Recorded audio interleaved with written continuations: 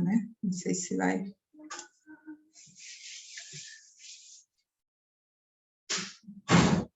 acho que sim, acho que conseguimos gravar.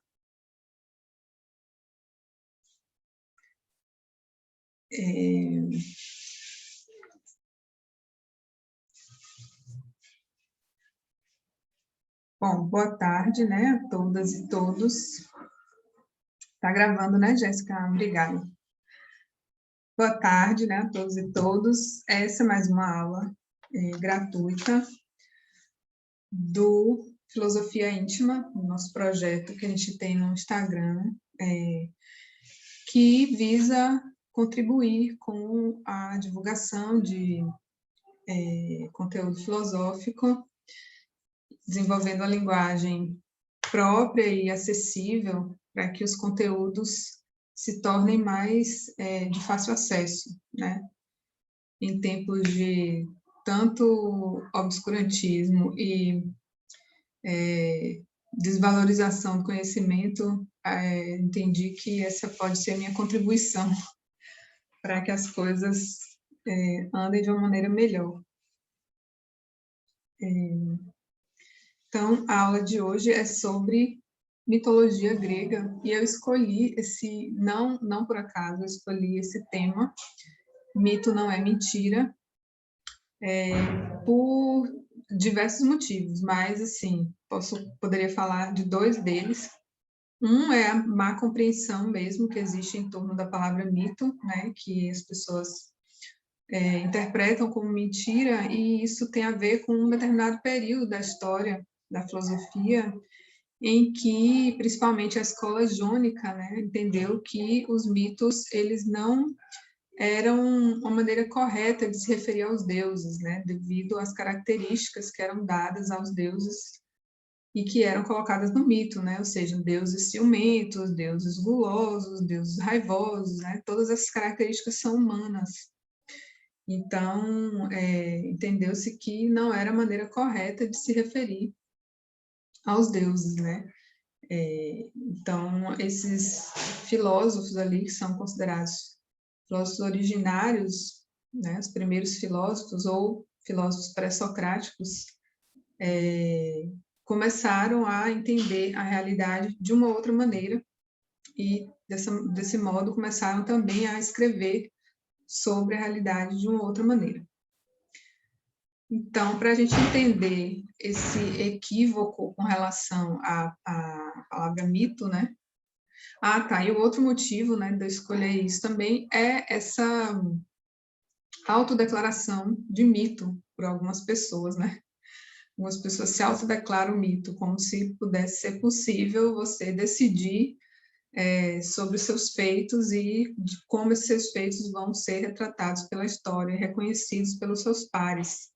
A gente vai ver que mito é uma questão que é deflagrada coletivamente. Então, em alguns aspectos, esses autodeclarados mitos têm alguma correspondência com a estrutura da forma do mito, mas, por outro lado, não tem muita correspondência com personagens míticos, né, que são os heróis. Então, às vezes a pessoa se autodeclara mito como se ele estivesse se autodeclarando herói. São coisas completamente diferentes, embora muitas jornadas do herói, muitos heróis, surjam no contexto da mitologia e surjam ali também num contexto de símbolo, de crença, de fé, né? Todos esses aspectos, mas são questões distintas, e aí é importante a gente saber essa distinção também, como ela acontece. E aí eu preparei um material, eu vou ver, gostaria que vocês confirmassem se estão vendo o que eu fiz. Eu acho que sim, porque já apareceu aqui para mim. A tela, vou ver aqui. Colocar apresentar para...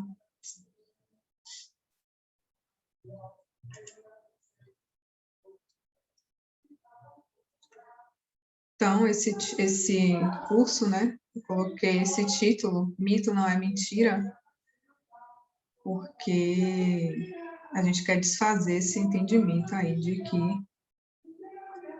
mito é mentira. Então, eu vou partir de uma definição de Junito Brandão, em que ele diz: mito é uma narrativa de uma criação.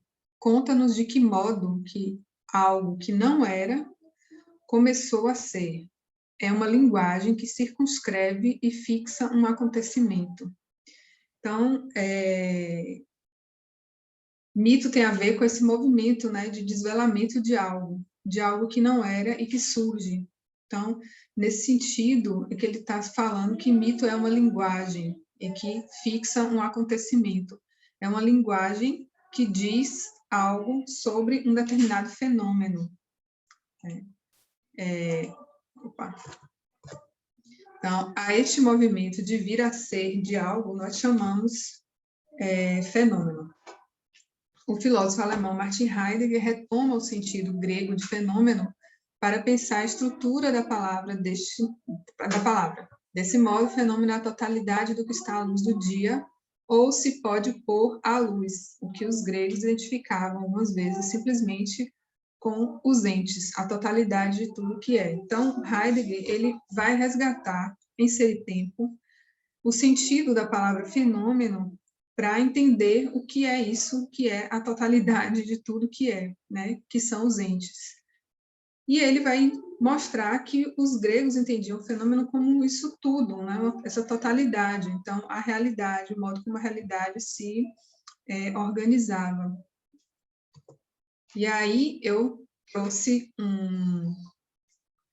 um slide de quem já fez a outra aula, já está familiarizado com esse slide, porque eu escolhi colocar o que é um fenômeno, né, para a gente entender um pouco. Eu usei esse neon aí para a gente fixar bem na memória, né? Fenômeno é aquilo que brilha, é o que se mostra, o que aparece. Então, tudo que tem como um raio, né, como o brilho do sol. Então, é algo do tipo de um fenômeno físico mesmo até, né? Por vezes a gente observa que na física, quem gosta de física, quem estudou ótica, por exemplo, vê que a gente enxerga aquilo em que a luz bate e reflete, né? Então, a gente precisa dessa luz refletida para que a gente consiga observar os objetos, né? Então, o fenômeno é algo desse tipo, né? Desse sentido de acontecimento, né? É uma Feynstein no sentido disso que brilha, né? Desse ensolarado. Gente, acho que o áudio está invadindo muito aqui o cantor do lado. Eu pedi à produção, se estiver me assistindo, para solicitar silenciamento. É a partir desse sentido de fenômeno que os mitos devem ser apreendidos, né, para que a gente possa acessar o seu sentido fundamental. Então, o primeiro passo para a gente compreender o que é um mito é entendê-los como, a partir dessa compreensão inicial de que o mito é um fenômeno. Independente de se aconteceu ou não, se tais personagens existiram ou não, né, o que de fato existe é essa história que chegou a nós, né, desta forma que nos é contada. Então, por vezes, essa instabilidade no relato da história, ela também tem que ser aprendida da forma como ela se mostra, né? Não faz sentido a gente ficar questionando se existe uma correspondência no sentido de que será que realmente Aquiles existiu? Né? Será que, de fato, Odisseu passou por tais e tais lugares? Né? Então, o fenômeno é a história que nos chega, e é dessa maneira que a gente tem que se reportar aos mitos, né? Tem que se aproximar dos mitos nesse sentido, né? De um fenômeno. E a cada momento que a gente acessa um mito, ele é um fenômeno novo. Esse movimento de compreensão das coisas dessa maneira, nessa dinâmica, é um movimento da própria fenomenologia, né? A fenomenologia, ela é essa, digamos assim, ciência, entre aspas, que se aproxima dos fenômenos, né? Então, dessa maneira, a cada momento, a cada aproximação de um fenômeno, este fenômeno se apresenta de uma maneira distinta, tá? Por quê? Porque a apresentação dos fenômenos, eles acontecem temporal e espacialmente. Então, por vezes, a gente nem saiu do mesmo lugar, mas o fato do tempo ter transcorrido faz com que o fenômeno se apresente de uma maneira distinta. Bom, nesse sentido, né, se o fenômeno é o que surge, o que aparece, quando dizemos que o raio é Zeus, Yansan ou Thor, a gente não está falando de uma representação.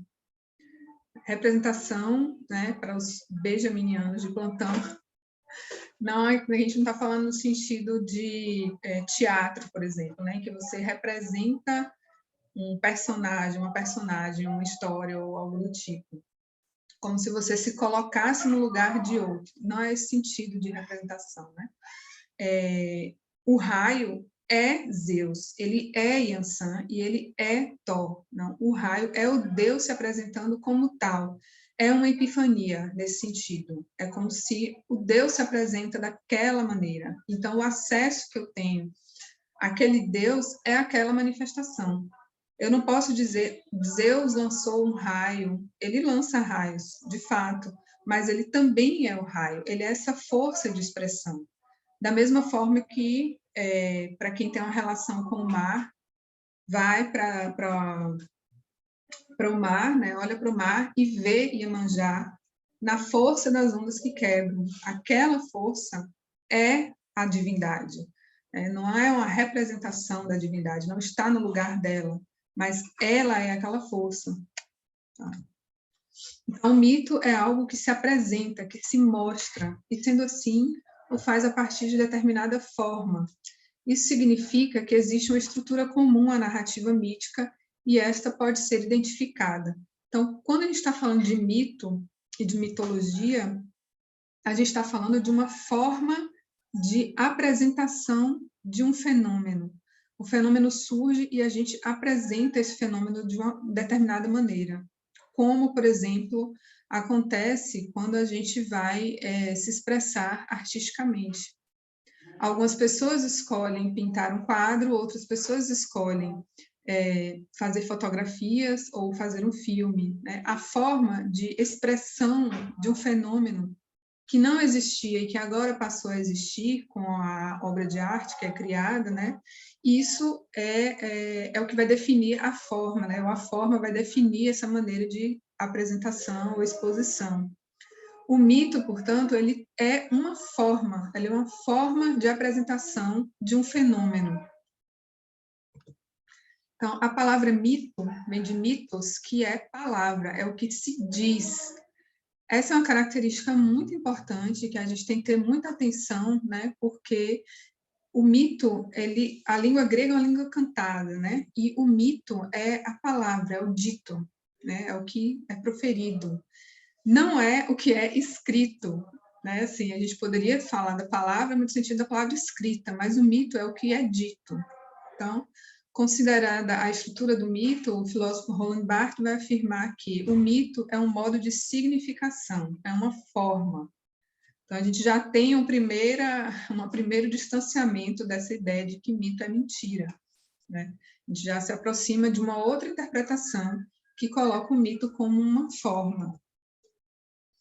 Então, com relação à origem, né, os mitos gregos, eu escolhi aqui tratar dos mitos gregos, mas por ser uma forma, essa forma de apresentação dos mitos, ela é identificada em mitos nórdicos, em mitos de origem africana, em mitos indígenas, porque a gente está falando de uma forma, tá? Então, assim, o conteúdo dessa forma, ele vai variar, mas essa forma, ela se mantém.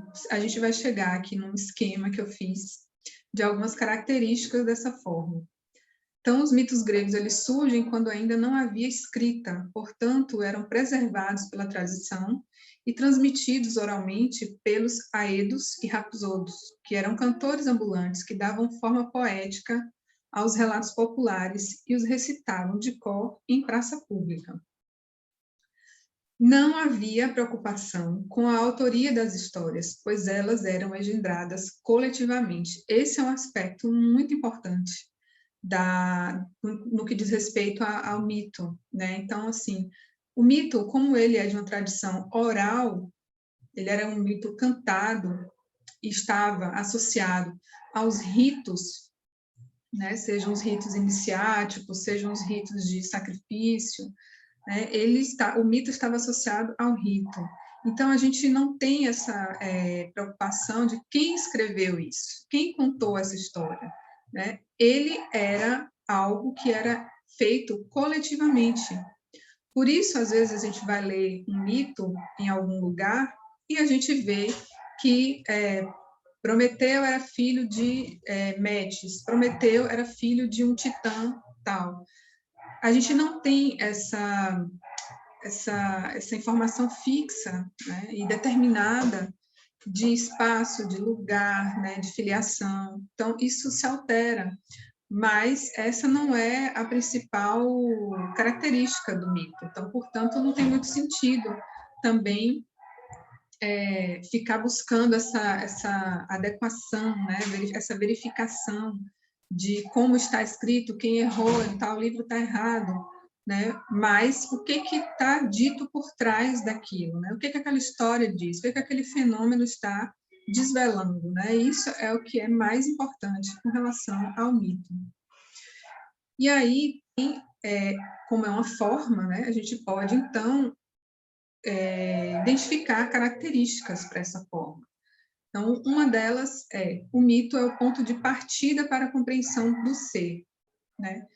Veja, o mito são os primeiros relatos, os mitos são os primeiros relatos da humanidade acerca da realidade em que ela está. Então, você imagine, né? A gente pode fazer esse exercício, assim, de se colocar num mundo aterrorizante, em que você está na natureza selvagem, digamos assim, e você está vendo ali maremotos, raios, trovões, né, as intempéries, você vê as árvores brotarem do chão, ficarem gigantes, e você tenta compreender a realidade e, ao mesmo tempo, dizer algo dos seres que se manifestam nessa realidade. Como é que você vai fazer isso? Né? Através de que histórias?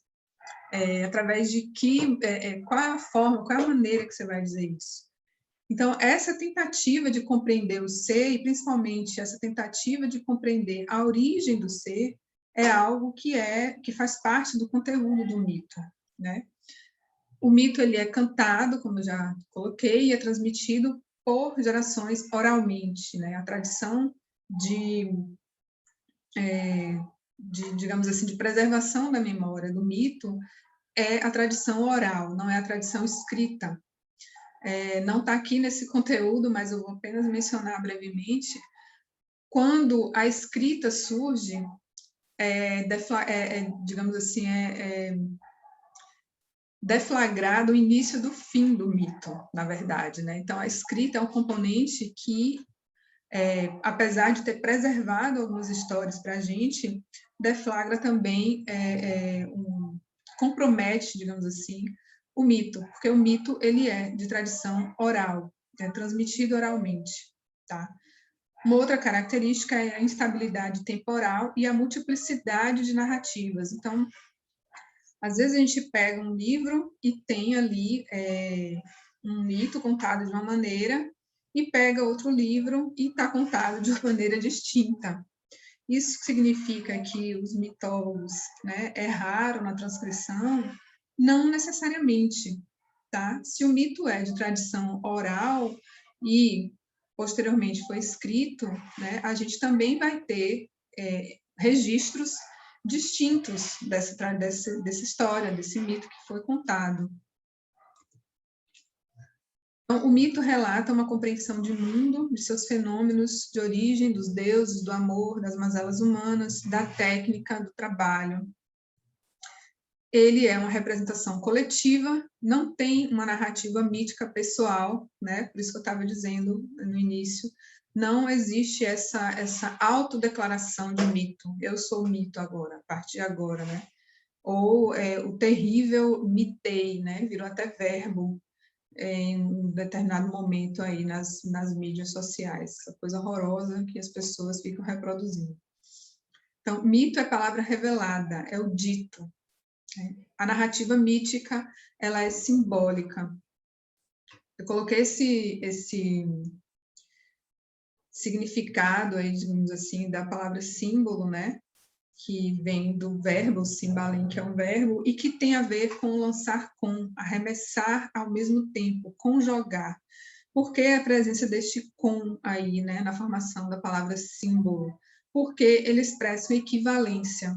Então, em determinados momentos, quando você está lendo, por exemplo, a Odisseia ou a Ilíada, né, que são narrativas que contam feitos de heróis e de deuses, e tem ali uma presença muito forte, né, de mitos e tudo mais, você às vezes vê o autor falar uma águia voou no céu e ela carregava uma serpente.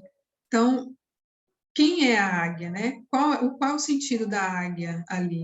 Quem também se manifesta como águia por diversos momentos? Senão o próprio Zeus.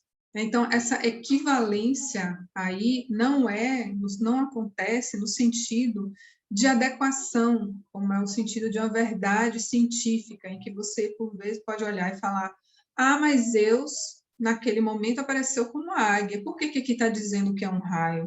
Então, está errado.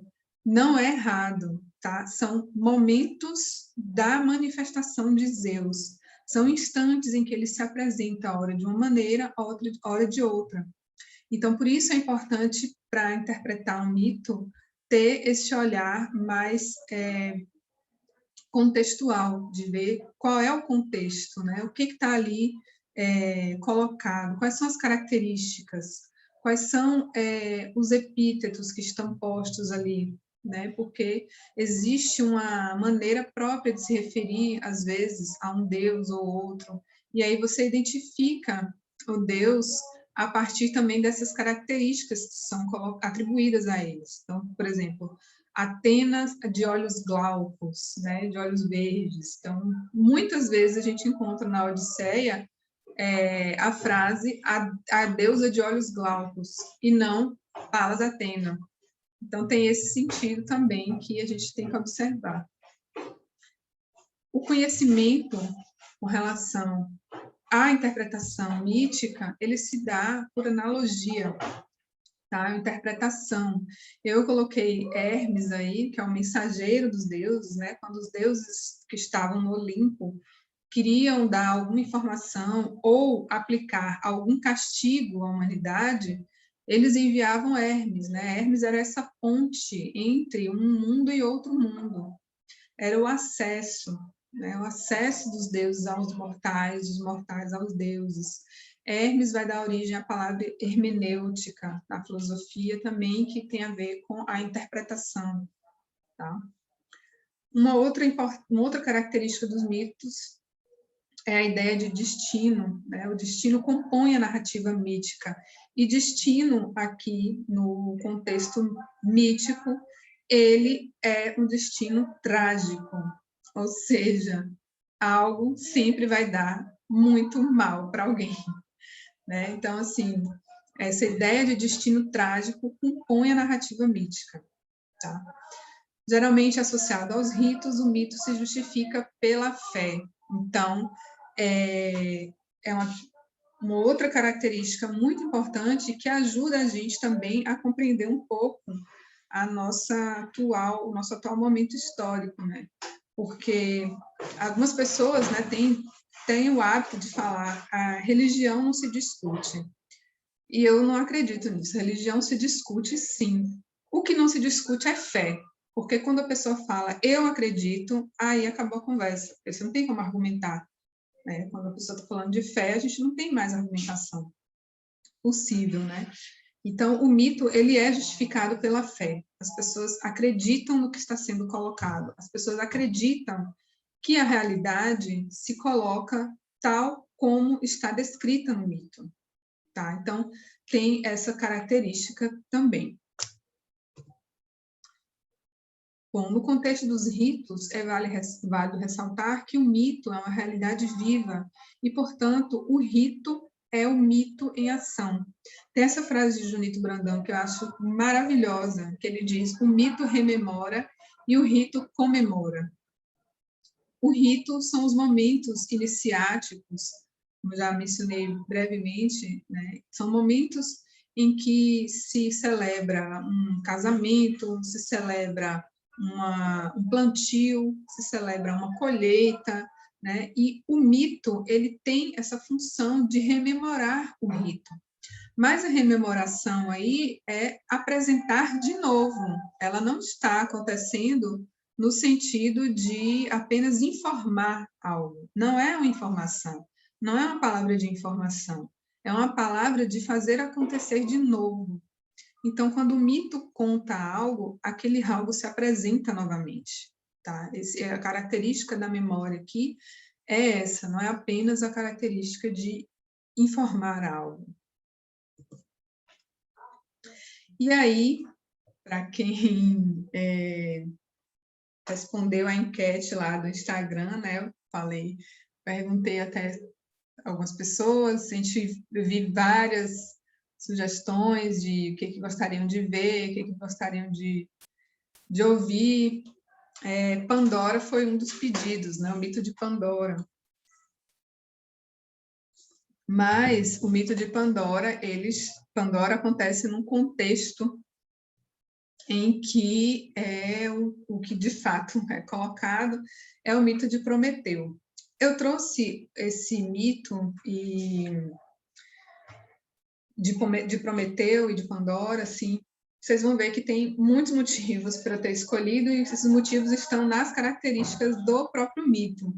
Mas, assim, é um mito que dá origem e que nos ajuda a compreender o conhecimento, que a gente pode, por analogia, né, chegar ao entendimento do que é o trabalho, do que é o conhecimento, de como a mulher aparece, né, de que maneira a primeira mulher, aparece na história da humanidade, né? Pandora é essa primeira mulher.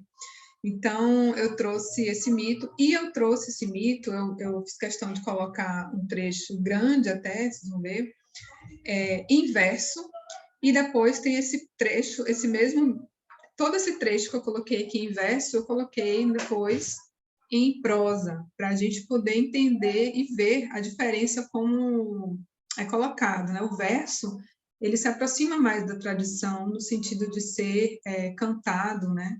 E a versão em prosa, vocês vão ver como é sintética.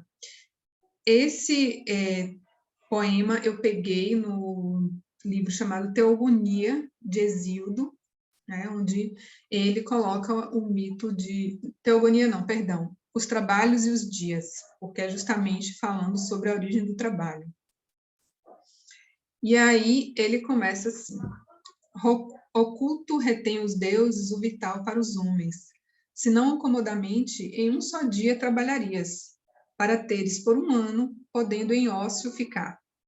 Acima da fumaça, logo o leme alojarias. Acima da fumaça quer dizer acima das casas, né? As pessoas, os pescadores pescavam e quando voltavam do trabalho, os lemes das barcas, para não apodrecerem, eram colocados em cima das casas, para que com o calor do fogo, né, do fogão ali, que saiu pelo telhado das casas, os lemes se mantivessem secos e não ficassem podres com a umidade. Então, por isso, acima da fumaça, logo o leme alojarias. Eles trabalhariam por um período e arrecadariam comida, mantimentos para ficar em ócio durante um ano. E isso acontece porque Zeus, que tinha decidido acabar com a humanidade, ele começa a ficar muito incomodado, né, com esses privilégios, digamos assim, dos humanos, com a força que os humanos estavam ganhando. Então, ele decide acabar com a humanidade, e aí, por isso, o poema começa assim: oculto retém os deuses o vital para os homens. O que é vital? O fogo, né? E aí ele continua: trabalho de bois e incansáveis mulas se perderiam, Mas Zeus, encolerizado em suas entranhas, ocultou, pois foi logrado por Prometeu de curvo tramar. Por isso, para os homens, tramou tristes pesares. Então, ocultou o fogo, e de novo, o bravo filho de Jápeto roubou o tramante Zeus para os homens mortais, em oca férula, dissimulando de Zeus raios. Então, o filho de Jápeto é Prometeu. Oca férula é um tipo de arbusto em que a polpa desse arbusto pode ser, serviu aí no caso para Prometeu esconder o fogo, né, pegar o fogo. Então, encolerizado, disse o agrega nuvens Zeus. Olha, mais um epíteto maravilhoso, né? Agrega nuvens Zeus. Agrega nuvens, quando as nuvens se agregam, elas acontecem o quê? Hoje a gente sabe, fisicamente, que de uma junção de uma nuvem com a outra sai um raio também, né? Porventura pode sair um raio. Então, Zeus agrega nuvens. Filho de Jápeto, sobre todos hábil em suas tramas, apraz-te furtar o fogo, fraudando-me as entranhas. Grande praga para ti e para os homens vindouros. Para esses, em lugar do fogo, eu darei um mal, e todos se alegrarão no ânimo, mimando muito este mal. Então, olha aí o prenúncio da chegada de Pandora. Olha como aparece, né? Eu te darei um mal e todos se alegrarão no ânimo, mimando este mal. Disse assim e gargalhou o pai dos homens e dos deuses. Ordenou então ao ínclito Hefesto, muito velozmente, terra a água misturar e aí pôr humana voz e força, e assemelhar-se de rosto às deusas imortais, esta bela e deleitável forma de virgem. Uma coisa importante aqui, um elemento importante é que aqui também a primeira mulher é feita da terra e da água, ou seja, em outras culturas a gente vê também que o primeiro mortal é feito de terra e água. Nos mitos nórdicos também existe essa criação a partir da terra e da água, e no mito cristão da criação também, né? O homem veio do barro. E a mulher não, né? Mas aqui a mulher veio do barro também. Bom, e a Atena ensinar os trabalhos, o polidedálio tecido tecer, e a áurea Afrodite, à volta da cabeça, verter graça, terrível desejo e preocupações devoradoras de membros. Então, olha como é tramada, como é criada a primeira mulher, né?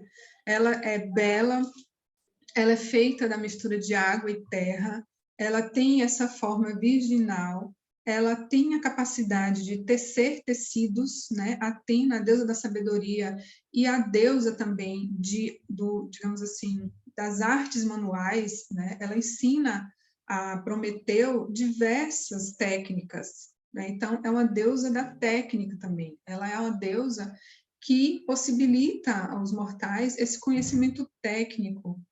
Então, olha como a mulher, ela é urdida, né? Ela vem com este formato virginal, ela vem com essa habilidade manual, ela vem com a beleza, e na cabeça dela, além de graça, existe desejo terrível e preocupações devoradoras de membros. Olha que coisa horrorosa que vem aí junto com a primeira mulher. Aí, e mais, né? Segue. Espírito de cão e dissimulada conduta, determinou ele a Hermes, mensageiro de fonte. Assim disse, obedeceram a Zeus, Cronida rei. Cronida rei, para quem não sabe, Zeus é filho de Cronos. Tá?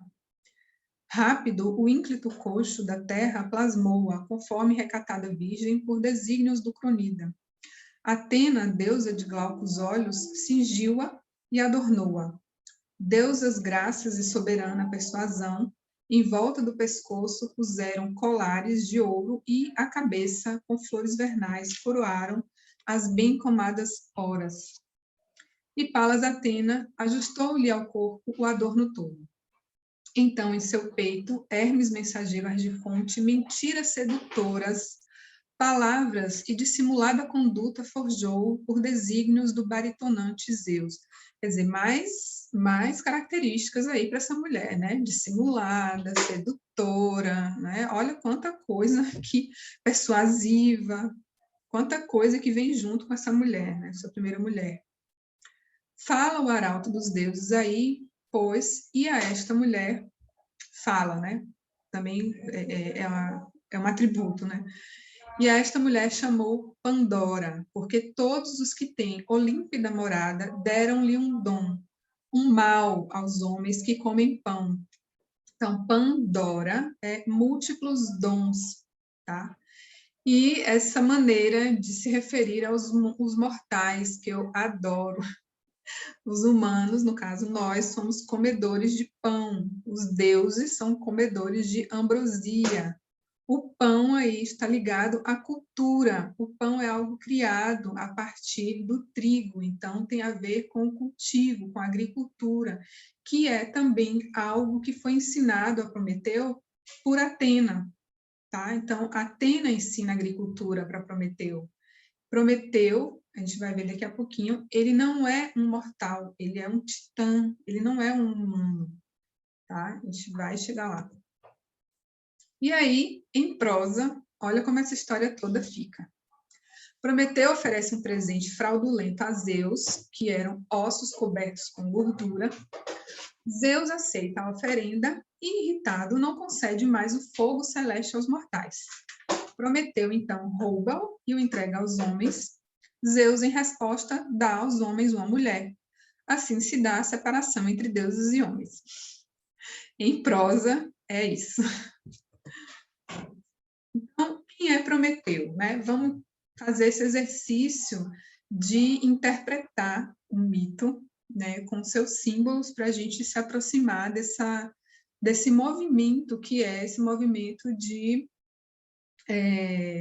entender que o mito não é algo que está tão apartado da nossa realidade como se ele tivesse acontecido num dado momento histórico e acabado, né? Assim, acabou e a gente não se aproxima mais, a gente hoje não tem mais mito, né? A gente tem que entender também que não é bem assim.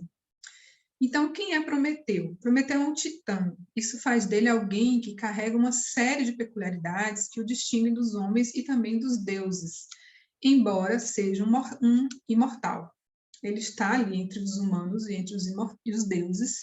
Ele é um imortal. Prometeu é o fundador do primeiro sacrifício.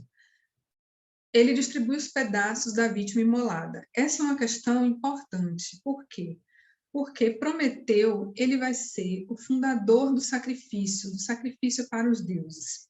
Então, eu separei, inclusive aqui num outro livro de mitologia, que é do Robert Graves, que é esse livro, né, Os Mitos Gregos.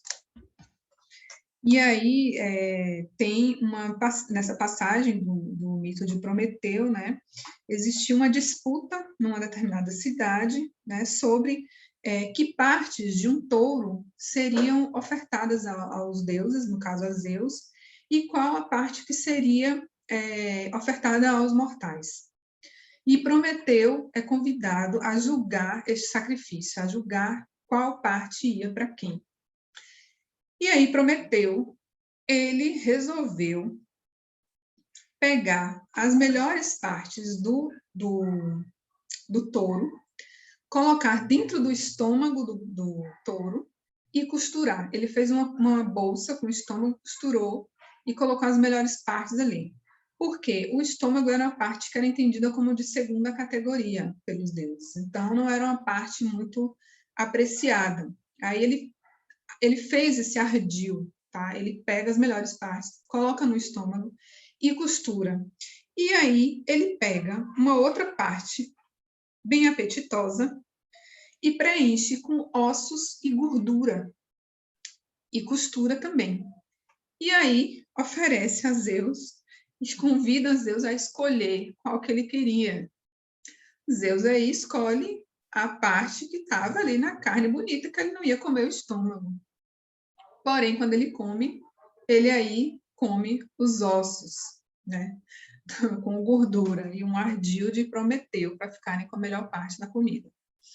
Enfim, o fato é que esse ato de separar o touro, veja que ele não é o que vai imolar a oferenda, ele não mata, ele não faz o sacrifício, ele separa o sacrifício.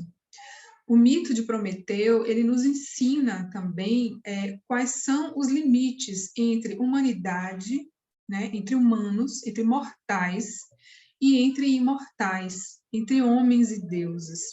Esse sacrifício, esse momento aí em que Prometeu faz essa divisão, ele está fazendo a separação entre humanos e imortais.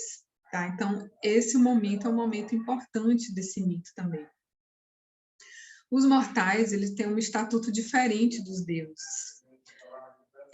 A posição do homem está entre os animais e os deuses. Não somos animais, mas também não somos deuses. Depois você ainda vai ter um outro elemento, que é o titã, que são os titãs, que também não são mortais, mas também não são deuses, né? Estão neste lugar, nesse entrelugar. Então, os homens que comem pão são mortais, e os deuses que comem ambrosia são imortais. Prometeu é um titã. Este radical da palavra Prometeu faz referência a Metis. Então, veja, em Hesíodo, a gente vê essa correspondência de Prometeu, essa filiação de Prometeu a Metis. Aqui no texto deste outro mitólogo, a gente vê que Prometeu é filho de um titã e de uma ninfa. Então, está vendo que a característica dessa instabilidade da filiação é algo que acontece, né? E isso só, a meu ver, só faz com que a gente amplie a possibilidade de interpretação dos mitos. Isso não chega a ser um problema. Então, Prometeu é filho de Metis, que é uma inteligência astuciosa, tá? Metis é a primeira esposa de Zeus. Um fato curioso acerca dessa primeira esposa de Zeus, né, que é a inteligência, é que Zeus engole Metis. Ele come a mulher, ele devora Metis. E no dia que ele devora Metis, ele sente muita dor de cabeça, uma dor de cabeça insuportável, e ele pede a Hefesto, com a ajuda de Prometeu, que lhe parta o crânio. No momento em que Hefesto parte o crânio de Zeus, surge Palas Atena, que é a deusa da sabedoria. Então, essa é uma outra... É um mito que eu adoro, que é esse mito do nascimento de Atena, né? Que ela é filha da inteligência, com outra inteligência, porque Zeus também é a inteligência, e ela nasce da cabeça do pai dela. Ela não nasce do ventre de uma deusa, não é assim. O nascimento dos deuses não são como a gente entende que é nascimento também. Então, sobre os titãs, eles nascem da terra do fogo e do sol, não dependem da união entre macho e fêmea, são imortais e sempre permanecem longe da deteriorização e do envelhecimento. E, em algum momento da história, a palavra titã também pode ter significado rei. Então, de que tipo é a inteligência de Prometeu? Que ela é inteligente, a gente já viu, né? Mas a inteligência de Prometeu é a inteligência do tipo Anquilometes, né? Prometeu, Metis, Anquilometes, é uma Metis retorcida. Ele é habilidoso na arte de tramar, ele é ardiloso, é uma pessoa ardilosa. Veja aqui, neste exemplo do sacrifício que a gente acabou de ver, né? Olha o ardil que ele fez, né? De esconder as melhores partes do touro dentro do estômago para que Zeus não escolhesse aquela parte. E aí a gente tem essa dupla comparação aqui, que eu acho muito interessante, né? Em que Zeus, ele é um criador pelo espírito, tá? Zeus cria espiritualmente. Prometeu é um criador pelo intelecto. As criações de Prometeu são as criações em que ele usa a sua capacidade, a sua habilidade da inteligência ardilosa para criar. Então, para que se torne possível compreender o significado de uma divindade, alguns elementos podem auxiliar. Eu trouxe 3, mas a gente pode ver que existem outros, mas seus nomes, né, o nome daquele deus, os epítetos, como eu disse antes, né, Zeus agrega nuvens, Palas Atena de olhos glaucos, enfim, os comedores de ambrosia e tudo mais. E o lugar que eles ocupam em sua linhagem genealógica. E aí, bom, já que falamos de Prometeu, vamos falar de Pandora, primeira mulher. Eu estou passando rapidamente, assim, às vezes eu acho que estou falando rápido demais, porque eu fico com medo de não dar tempo de falar dos 34 slides que eu preparei. Então, se alguém tiver perguntas, a gente pode também abrir espaço para pergunta, tá? Quem quiser pode abrir o microfone e perguntar, ou escrever no chat, porque eu acho que o chat eu não tenho como ficar acompanhando toda hora, eu sou um pouco iniciante aqui nesse negócio de Zoom, mas vocês podem abrir o chat e perguntar, e no final a gente também pode fazer algumas considerações. Então, quem é Pandora? Pandora, essa mulher tão estigmatizada na história, tão mal interpretada. Não está aqui, mas eu queria, já de saída, colocar uma questão que eu não coloquei anteriormente. Pandora, ela é um presente dos deuses. Ela é um dom, né? Algo como um tipo de dom, né? Um presente divino. E um presente divino, ele não pode ser negado, embora ele até seja negado inicialmente. Pandora, ela é dada de presente quando Zeus, né, que é roubado, ele perde, né, o poder, digamos assim, de acabar com a humanidade, ele então resolve enviar Pandora como um presente. Mas ele não envia Pandora de presente para Prometeu. Olha que curioso, às vezes o mito de Prometeu e Pandora é contado junto, mas Pandora não é um presente para Prometeu. Pandora é um presente para Epimeteu, que é o irmão de Prometeu, e que não era tão inteligente quanto Prometeu. Então, Zeus manda um presente para Epimeteu, e Epimeteu recusa esse presente. Inicialmente, ele recusa. E aí, Zeus começa a correr a fofoca de que Prometeu foi convidado para o Olimpo para ter uma noite de amor com Palas Atena.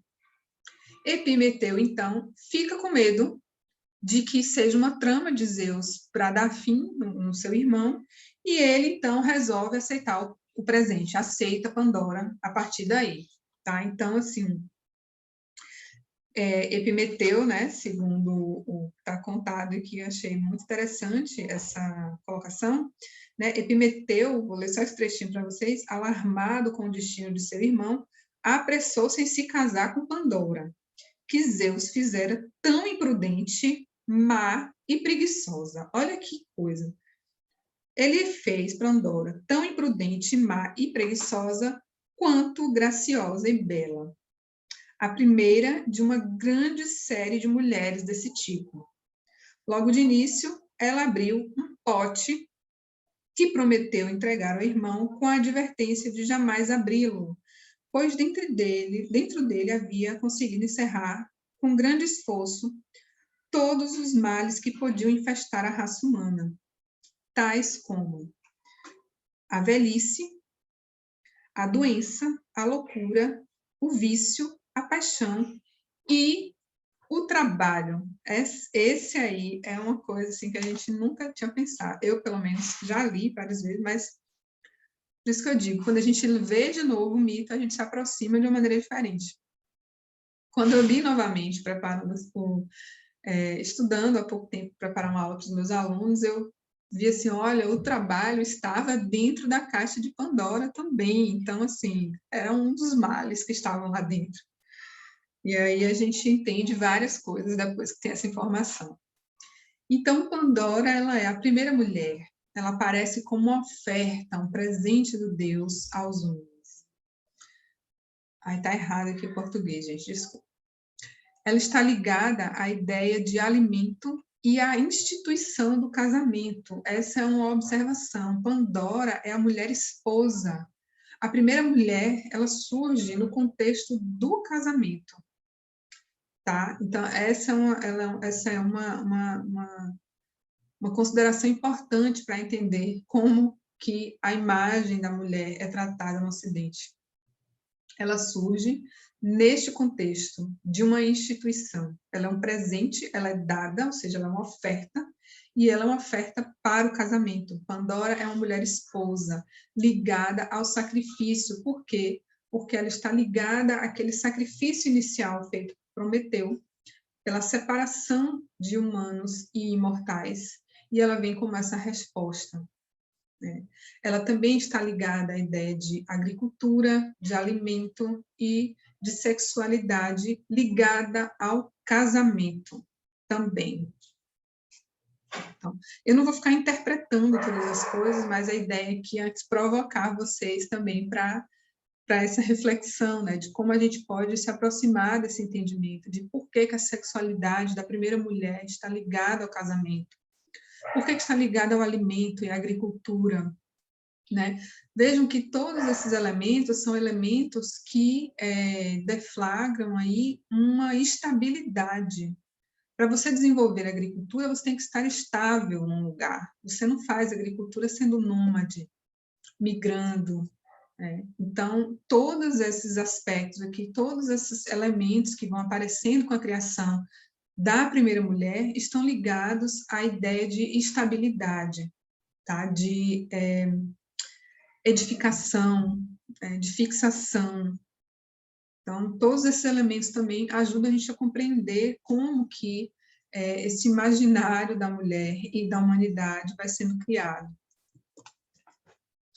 E aí, a gente tem aqui algumas características das consequências, na verdade, da criação de Pandora, né? Antes da primeira mulher, os humanos brotavam da terra, né? E viviam a recato dos males, longe de penas e misérias, e morriam como que por sono tomados.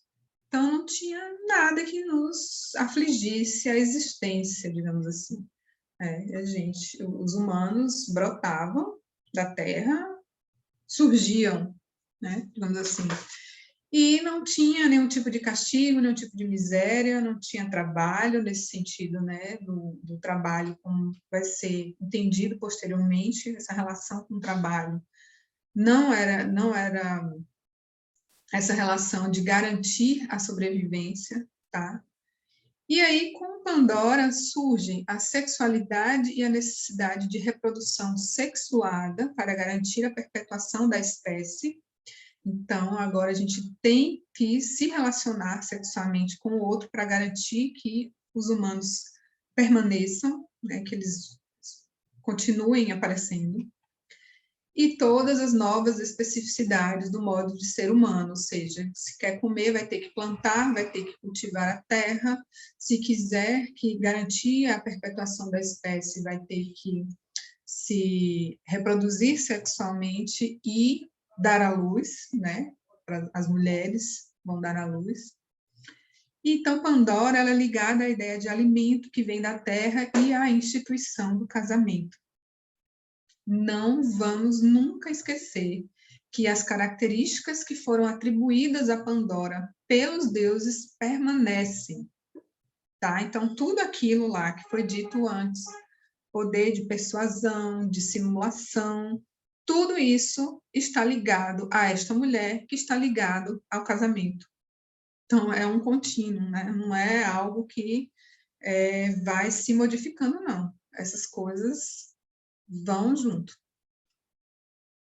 Pandora de múltiplos dons, né? O dom divino, ela é um presente dos deuses, ela é a soma da vontade dos deuses com a necessidade das coisas tal como elas devem ser. Os dons divinos não podem ser recusados, são sempre uma adição a algo já existente e não uma substituição. Veja, Pandora, quando ela surge, ela não substitui nenhuma realidade. Ela apenas adiciona um contexto a mais para os mortais. Então, o trabalho existia, mas agora você vai ter que trabalhar, necessariamente depender do seu trabalho para existir. Então, ela é uma adição. Os dons divinos, os presentes divinos, eles não vêm para alterar uma realidade, eles vêm para adicionar. Eles adicionam, é uma adição de possibilidade, é uma nova possibilidade que surge. Não é uma alteração no contexto geral, né, do que aconteceu, da realidade que se apresenta. Isso faz a gente lembrar de algumas situações, assim, que, por exemplo, as pessoas ficam alarmadas com alguma catástrofe, como a pandemia, por exemplo. Ai, meu Deus, a pandemia, vou morrer. Aí fica um ano trancado dentro de casa, pedindo ajuda dos deuses para que algo aconteça. Aí algo acontece, aí surge a vacina. Ai, não, mas e aí, será que não tem outro jeito? Não é melhor tomar o remedinho lá que fulaninho disse, porque pode ser melhor do que a vacina. Então, assim, é como se a vacina fosse esse presente divino que soma ao contexto do que está posto, né? Ou seja, os deuses não vão substituir o vírus pela vacina, mas eles vão dar uma nova possibilidade para aquela realidade, né? E aí você tem uma nova possibilidade de escolha. Então, é algo desse tipo que acontece. Então, portanto, Pandora ela é uma adição à situação paradisíaca já existente, que torna essa realidade mais complexa. Então, no sentido do mito de Pandora, né, aquela situação em que a humanidade vivia de uma maneira tão paradisíaca, né, ela se torna, então, mais complexa com a presença de Pandora, porque a presença de Pandora traz consigo, além das características de Pandora, vai ser apresentado também, vai ser aberto para a humanidade outras características que estão dentro da caixa, que Pandora traz consigo. Então, além de aparecer dissimulação, mentira, né? Todas as características que foram atribuídas a Pandora, vai aparecer também velhice, vai aparecer doença, vai aparecer trabalho, né? Tudo isso vai ser agregado à realidade e essa realidade, então, se torna mais complexa, tá? Mas perceba, a situação paradisíaca, ela não é substituída por uma situação complexa. Não, a situação paradisíaca se torna mais complexa. Esse também é um momento que a gente pode interpretar a existência e nossa relação com o mundo e com as outras pessoas de uma maneira um pouco mais generosa, digamos assim, né? Às vezes a gente só acha que está tudo ruim, que é tudo ruim, ou que é tudo bom, né? Que é tudo maravilhoso, mas as coisas não acontecem assim tão fixamente, né? Não são estanques nesse sentido. Então, Pandora ela é criada pelos deuses, portanto, está ligado à cultura e à técnica, né? A técnica que foi tema da nossa primeira aula aqui, na aula que a gente estreou. Na verdade, era uma aula sobre esquecimento, mas o esquecimento está ligado à técnica, mas a técnica que eu me referia naquela outra aula é uma técnica em que o ser se apresenta como tal. A técnica aqui, ela aparece no sentido antropológico de técnica. É a técnica no sentido de fazer algo aparecer a partir de um determinado conhecimento que os humanos detêm. No caso aqui, a gente pode usar como exemplo a agricultura, tá? Pandora está ligada a esse contexto da criação da agricultura também. E a agricultura, como a gente sabe, é uma técnica de cultivo que tem a ver com cultura, que por sua vez tem a ver com cuidado da terra, né? Então, consequências do roubo de Prometeu, né? Tem consequências de Pandora, da criação de Pandora, mas o roubo de Prometeu também traz consequências importantes. Então, na narrativa de Hesíodo, o mito de Prometeu justifica a necessidade do homem trabalhar pois foram os eventos gerados em decorrência do presente fraudulento de Prometeu para Zeus, a fim de conseguir o fogo sagrado, é que Zeus enviou Pandora. Então, assim, mas a culpa é de Pandora que abriu a caixa. Veja, Pandora veio em resposta a quê? Qual foi o primeiro movimento? Né? Então, antes da gente simplesmente estigmatizar essa primeira mulher como a curiosa, a preguiçosa, a dissimulada, né? Ela é um presente dos deuses, ela foi urdida, ela foi criada. Pandora é um artefato, ela é uma criação com determinados humores, determinadas características humanas, sim, mas são características que foram engendradas na sua fabricação, digamos assim, pelos deuses. Ela é uma encomenda, ela é consequência da técnica, digamos assim. Porque Pandora, ela atende a uma demanda. Existe uma demanda na criação de Pandora. Não é um deixar ser, não é deixar ser a primeira mulher. Não é assim. A primeira mulher vai ser eu quero isso, eu quero que ela seja bela, eu quero que ela tenha tais características, eu quero que ela seja dissimulada, eu quero que ela seja curiosa. Existe uma encomenda aí. Então, todos essa nova realidade que ficou mais complexa, né, em decorrência da criação de Pandora, ela tem como pano de fundo o roubo de Prometeu. E mais, não só o roubo de Prometeu, né, porque o roubo de Prometeu já é uma consequência de um primeiro ato que foi enganar os deuses, né? Então Prometeu quis enganar Zeus. E ele engana Zeus por quê? Porque ele quer comer a melhor parte do touro, que era o sacrifício. Então, esses elementos têm que ser considerados também na interpretação do mito.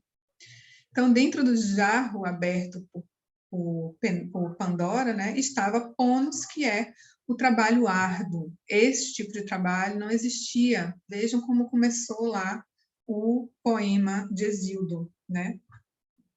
Trabalhavam por o dia e tinha o correspondente do que precisava ser consumido por um ano, então podendo em ócio ficar. O ócio era algo que era ali parte do paraíso da humanidade. E tem, então, no jarro, Ponos, Ergon, que é a boa luta, né? Eris, aqui estimula a competição construtiva. Então, a gente agora tem um trabalho perdão, Ponos é o trabalho árduo. E Ergon é a boa luta, que estimula a competição construtiva, que era que existia antes, que não estava na caixa de Pandora, né? Então, de um, a gente vai para outro. Veja, existia trabalho, mas não existia trabalho árduo. Trabalho árduo por quê? Porque agora a sobrevivência da humanidade depende desse trabalho. Então, é a complexidade que vai sendo moldada aí na realidade desses humanos. Então, com o roubo do fogo divino, Prometeu oferece aos homens o fogo técnico. Passa-se, assim, do fogo natural ao fogo cultural. Pandora também está do lado da cultura. Ela é produzida, ela é feita e não aparece como os antropoi, os seres humanos, que antes apenas surgiam da Terra. Então, ela é a primeira feita, ela é a primeira criação, digamos assim. Isso é uma coisa muito interessante da gente pensar, né? Pensar que essa mulher, ela é a primeira criação no sentido técnico da palavra, né? Ela é uma encomenda. A separação entre mortais e imortais acontece com o primeiro sacrifício e se efetiva com a primeira mulher. Sacrifício e Pandora separam e unem a uma só vez. Então, essa é uma questão muito também interessante, porque esse sacrifício aí é o sacrifício inicial de Prometeu, e aí se encerra com Pandora. É um círculo hermenêutico, a gente poderia dizer contemporaneamente, né? Porque você parte de um ponto e a interpretação se encerra neste mesmo ponto, né? Eles se encontram, vão convergir.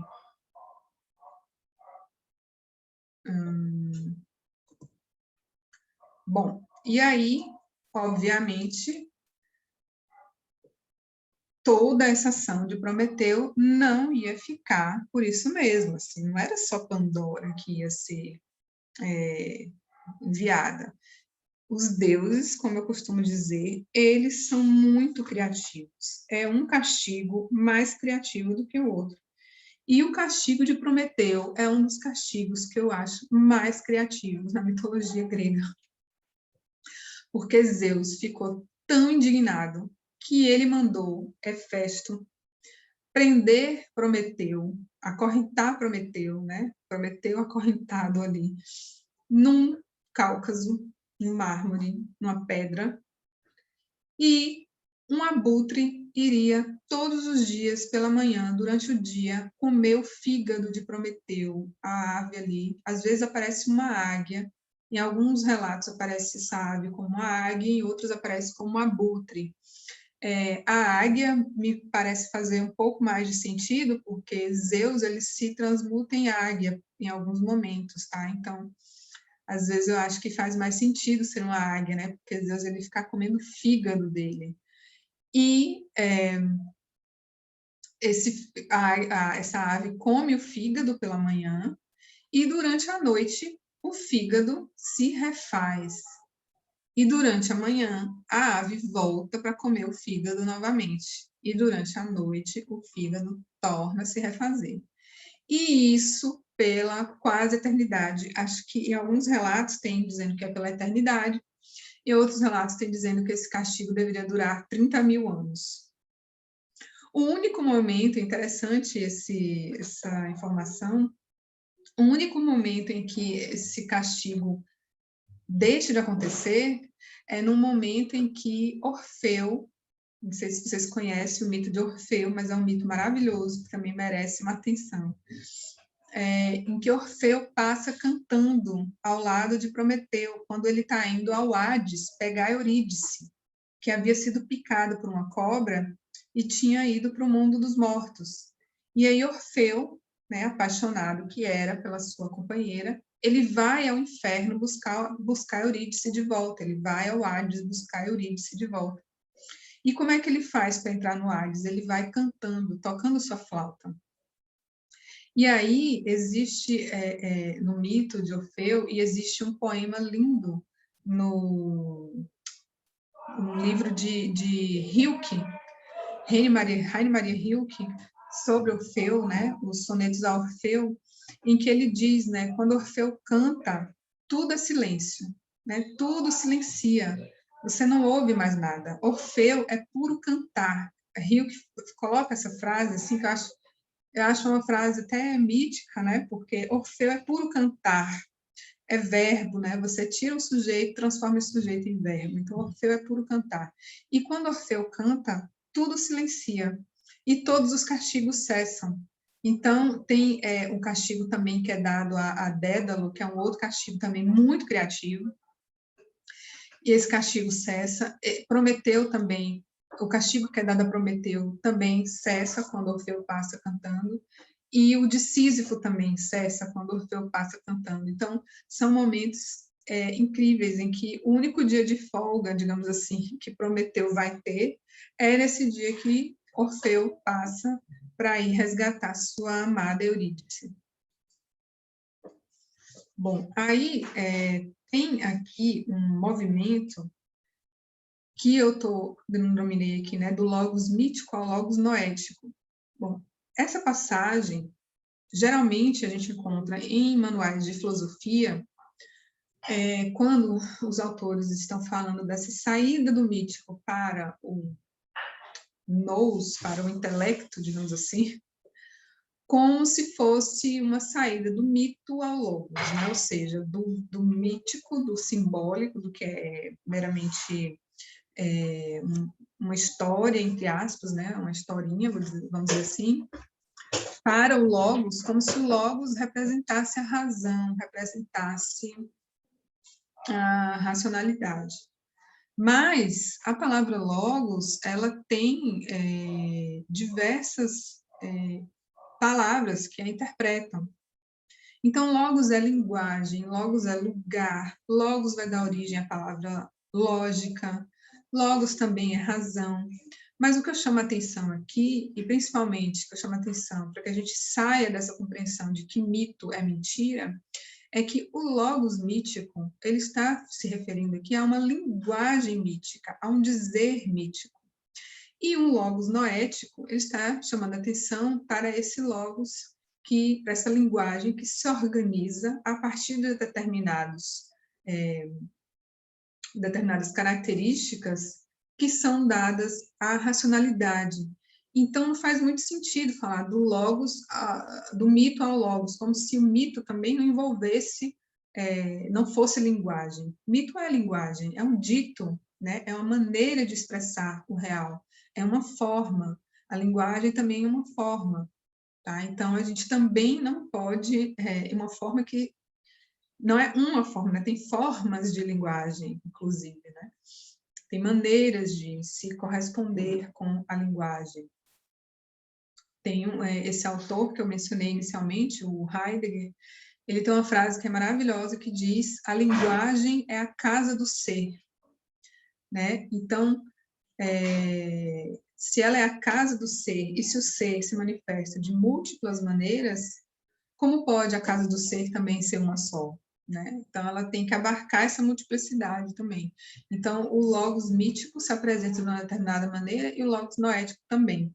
E eu estou entendendo isso, é que a proposta de leitura, né, que eu sugiro, que eu gosto de sugerir, é a de que a gente não pode olhar para o momento mítico como se fosse um momento que se deu num determinado período da história e foi superado quando surgiu a filosofia e acabou. E a gente agora, então, não tem mais mito, e a gente agora não vive mais guiados pela crença e pela fé. A gente sabe que isso não é verdade. Existem múltiplas maneiras de se relacionar com o real, existem múltiplas maneiras de entender o real, né? E sim, a gente ainda lida com o real de um modo mítico. A gente ainda lida com o real através de símbolos, interpretando símbolos, né? A gente interpreta símbolos de diversas maneiras. O capitalismo é impregnado de símbolos. Então, a gente tem, sim, essa relação com o mítico, tá? E não apenas na religião, nem estou falando aqui de religião, mas a religião também é uma maneira de se relacionar com o real no sentido mítico. Então, o que eu proponho é, né, assim, ao fazermos esse exercício de interpretar o mito, que foi o que a gente tentou aqui fazer nessa 1h20 em que estamos aqui, é uma chave, uma possibilidade de interpretar esse movimento de interpretar o mito, que é sair de um símbolo e ir para uma interpretação. Este é o movimento do logos mítico para o logos noético. Não é ficar preso a uma temporalidade, mas é uma temporalidade que se apresenta de uma outra maneira, e não uma maneira de uma progressão, de um contar dos dias, de um contar das horas, de que Deus se acabou, de passado, presente e futuro. Não é essa relação com a temporalidade, mas uma relação em que, em cada momento de apresentação, em cada momento de aproximação nossa com o fenômeno que está se mostrando, a gente vai fazer esse exercício de interpretação. E essa interpretação vai ganhar novas dinâmicas, novas possibilidades a cada vez. Né? Um exemplo que eu gosto sempre de dar assim, para os meus alunos é: a gente tem algo na nossa frente, como esse lápis aqui, e a cada vez que eu abro e fecho os meus olhos e vejo o lápis, é como se um novo fenômeno estivesse acontecendo. Então, este fenômeno é a cada vez. É isso, né? É esse sentido de temporalidade que eu estou apresentando para vocês. Não fui eu que criei, não, tá? Esse sentido de temporalidade é um sentido de temporalidade desenvolvido pelo Heidegger, e que é fundamentado na fenomenologia, e é esse sentido que a gente está usando para interpretar a mitologia. Então, ao fazermos esse exercício de interpretar o mito, no caso de Prometeu, nós traçamos uma saída de um âmbito em que o pensamento não tem autonomia, porque o mito é justificado pela fé, e nos tornamos conscientes da realidade que aquele mito representa. Essa é uma questão muito importante, né? Porque se você está no âmbito do mito, em que, se vocês se recordam bem, existe a ideia de destino trágico e o mito ele é justificado pela fé, eu acredito naquela realidade, eu não tenho autonomia dos meus atos, eu não tenho autonomia dos meus pensamentos, tá? Porque isso é justificado pela fé. Essa jornada, desculpa, essa busca pela autonomia da consciência e dos atos, ela é retratada na história. Existe uma leitura, uma chave de leitura na história da filosofia, que é a leitura a ser sobre o tema da jornada do herói. E a gente pode usar essa chave de leitura, por exemplo, para ler a história de Odisseu, na Odisseia. Tá? Quem sabe, de repente, um dia a gente pode montar um mini curso aí sobre a Odisseia, fazendo essa leitura da jornada do herói e dessa busca por autonomia de conhecimento, interpretando símbolos, interpretando todos os elementos que aparecem ali. Tá? Isso a gente pode ver em outro momento. Mas aqui é esse movimento, essa saída do logos mítico para o logos noético, ele faz esse caminho. Então, mito não é mentira. Mito é, portanto, uma linguagem, um modo de referir-se ao real, e sua compreensão se dá por analogia e não a partir do sentido de verdade como adequação e certeza. Esse sentido de verdade como adequação e certeza, ele surge quando da tradução da palavra que correspondia à verdade. No grego, que é a palavra aletheia, que tem a ver com desvelamento, que, por sua vez, tem a ver com fenômeno. Quando a palavra aletheia ela vai ser traduzida para o latim, ela ganha a tradução de veritas. E aí muda o sentido da palavra, que passa a ter o sentido de adequação e certeza, tal como a verdade feita pela ciência e a verdade com a qual a gente se habituou a pensar, tá? Que a gente pensa para fazer determinadas coisas. Ah, mas quer dizer que, então, uma é mais verdadeira do que a outra? Uma é melhor do que a outra? Não necessariamente. A gente tem que entender que são modos de apreensão do real, modos de aproximação do real. Então, se você vai fazer ciência, você vai usar ali determinados instrumentos, uma determinada maneira de pensar, em que você tem que ter verificabilidade, adequação, certeza, método, né? Você não entra num laboratório científico da mesma maneira que você entra numa galeria de arte. Você não olha para um objeto de arte da mesma maneira que você olha para um objeto de experimentação científica. São modos de apreensão e de aproximação do real que são distintas. E ok, não tem que ser iguais e uma não é melhor que a outra. São modos de pensar, apenas isso. Bom, é isso. Eu achei que tinha mais alguma coisa aqui, mas só para concluir, eu queria... Não, quero terminar de... Quero tentar terminar de compartilhar a tela, se o equipamento permitir. Mas, só para concluir, se não ficar olhando para essa tela roxa por enquanto,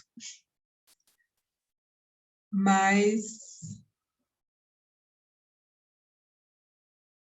tem que aguardar.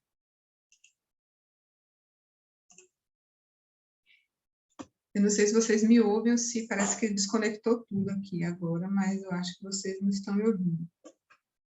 Bom, só para concluir, então, caso vocês não estejam me ouvindo, a palavra mitologia, ela tem a ver, então, a palavra e os mitos têm mais sentido de ser pensado nessa relação, né, com os modos de...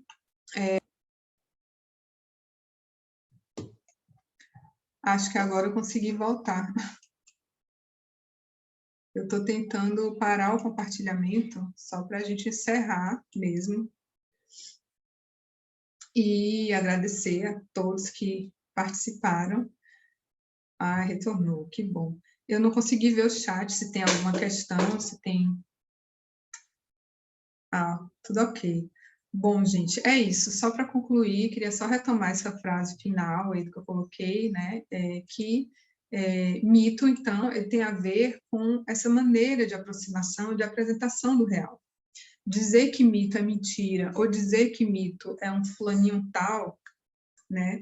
É uma maneira empobrecida de se aproximar dessa realidade, de se aproximar desse modo de apresentação da realidade, tá? Então, a ideia é que a gente sempre consiga ampliar essa realidade que já é tão complexa, tal como nos mostrou o mito de Prometeu, e não reduzir a realidade a apenas uma interpretação, apenas uma maneira de pensar, né? Existe a novidade, digamos assim, a nova novidade do momento é que existem múltiplas maneiras de pensar. O pensamento não se manifesta apenas de uma maneira e não é exercido apenas de uma maneira. Então, talvez esse espanto, né, que a gente possa sentir ao se aproximar de determinadas histórias, narrativas distintas, podem nos auxiliar a compreender essa realidade.